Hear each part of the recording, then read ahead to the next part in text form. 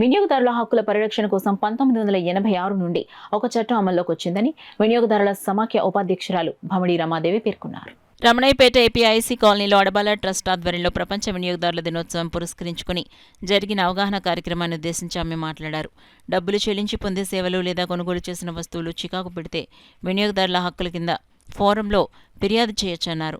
డీసీఐసీ సభ్యులు భమిడి శివమూర్తి మాట్లాడుతూ సేవలలో కొనుగోలు చేసిన వస్తువుల్లో నాణ్యత లోపించినా నష్టం వచ్చినా పరిహారం పొందొచ్చన్నారు. బాధితులు న్యాయవాదిని ప్రత్యేకంగా పెట్టుకోవాల్సిన అవసరం లేదని, వినియోగదారులు నేరుగా కేసు వేసి వాదించుకోవచ్చని శివమూర్తి తెలిపారు.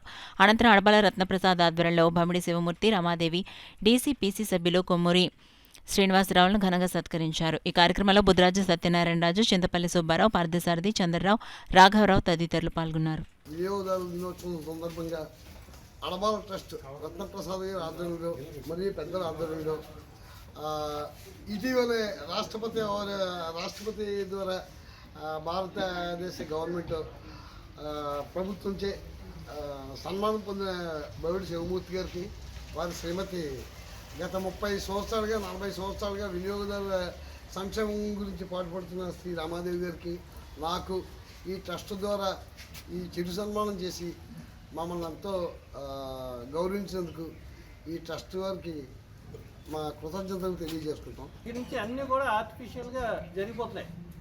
మనుషులు అక్కర్లేదు, మాస్టర్ అక్కర్ లేకుండా పాఠాలు చెప్పేయచ్చు, అలాగే మనుషులు అక్కర్ లేకుండానే పనులు చేయొచ్చు. ఒక ఆత్మ ఒకటే ఉండదు, అందులో మిగతా అన్నీ కూడా ఉంటాయి, తయారు చేశారు అలాగే.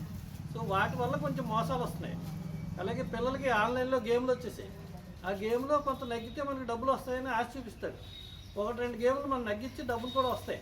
తర్వాత ఆర్టిఫిషియల్ ఇంటెలిజెన్స్ ద్వారా వాళ్ళే నగ్గుతారు, మొత్తం మన సంపాదన అంతా దోచేస్తారు, మన బ్యాంక్ అకౌంట్లన్నీ ఖాళీ అయిపోతాయి. సో కాబట్టి వ్యక్తిగతంగా కూడా అభివృద్ధి వల్ల ఎంత ఉపయోగం ఉందో దాంట్లో ఉన్న సమస్యలు పరిష్కరించుకోవాలని ఈ రోజున మార్చి 15వ తారీఖుని ధ్యేయంగా పెట్టి మేము ఈ కార్యక్రమాలు చేస్తున్నాం. మనం జరుపుకుంటాం. అంటే ఏంటి దీని ప్రత్యేకత అంటే వినియోగదారుల దినోత్సవం. మనం పుట్టినరోజులకి జన్మదినోత్సవం అంటాం. అలాగే వినియోగదారుల దినోత్సవం అంటే ఏంటి, మనం అందరం కూడా వినియోగదారులు, అంటే వినియోగించుకుంటాం, ప్రతి వస్తువుల్ని సేవల్ని వినియోగించుకుంటాం. ఈవేళ మిమ్మల్ని అందరినీ ఇక్కడికి రప్పించారు అంటే దానికి ఏదో ఒక ఉపయోగం మనకు ఉండాలి.